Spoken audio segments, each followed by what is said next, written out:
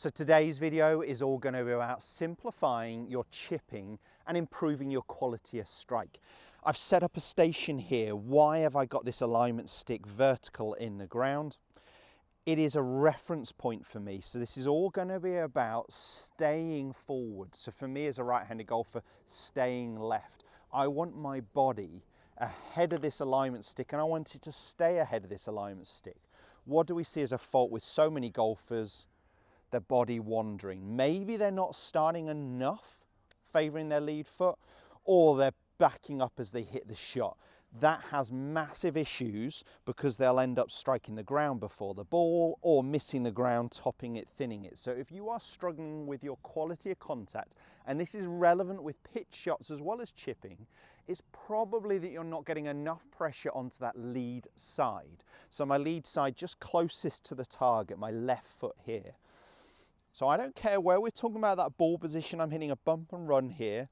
Some players will play it middle, some will play it slightly further back depending on the trajectory they want. But whichever way I have it, look where my sternum is. So if I dangle the club here, it is ahead of that golf ball. My head, my nose is a good reference point, is ahead of this alignment stick. My upper body, the center of my upper body, my sternum, and the center of my lower body, my pelvis or belt buckle here, is ahead of this alignment stick. And it's staying that way. It's not moving backwards at all. So let me hit one more. I'm hitting here a pitching wedge. I'm trying to land it about 4 yards or so onto the green, and then I'm going to let the ball bounce and roll up the hill here. And I'm just going to show this in a minute with a little bit more lofted club, as if I was flying that ball that little bit further. So I'm way ahead of that alignment stick, as you can clearly see, and I'm staying ahead of that alignment stick, and the strike there was perfect. Ball then turf. I'm way ahead of it here with both pelvis and torso, never looking like I was going this way. So I have a force platform. I measure a lot of times where people's pressure is. I'm a pretty good chipper of the golf ball, and I start with 75–80% of my pressure on my lead foot. And I really don't want to see much less than that. It will vary depending on the shot you're hitting and the lie you're hitting, for sure. If you're a good golfer, you could vary that a little bit depending on the height and the flight that you're looking for. But the majority of golfers I meet just don't have enough, or they move too much. So a key point here is on a simple shot, I don't want a lot of movement. I want to stay on this lead side and stay there. I don't want my body drifting and my pressure moving too much. Now, when we're going for power, speed, yes, we've got to shift our pressure. Do we need power and speed to land the ball 5–6 yards ahead of me? Not at all. This is all about accuracy, and we want as little shift as we can. Now, the only shift that we'd actually have is going even more towards the target as we swing past the golf ball. So I like to see players' bodies moving up and even more forwards. Good chippers, and this is a little off subject, they move up and forwards. Bad chippers, they stay down, maybe even down and back. That's an awful move. So up and forwards. My head, my chest is rising and rotating. Let me hit one more of these and then I'll hit it with a more lofted club. So really good reference point. Start ahead of it. Don't let your body move backwards.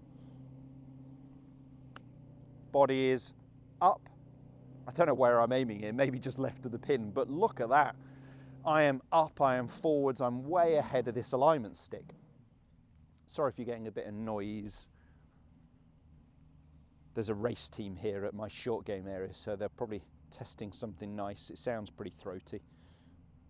Right, so alignment stick here. I'm going to be flying this one. This might go off the green, but I'm going to fly it just up onto the ridge or around the ridge height. So this is more of a pitch shot. So I might start a little bit more level, but again, I don't want a big drift off the golf ball. So if I was going for height, I'm not starting as far forwards as you can see.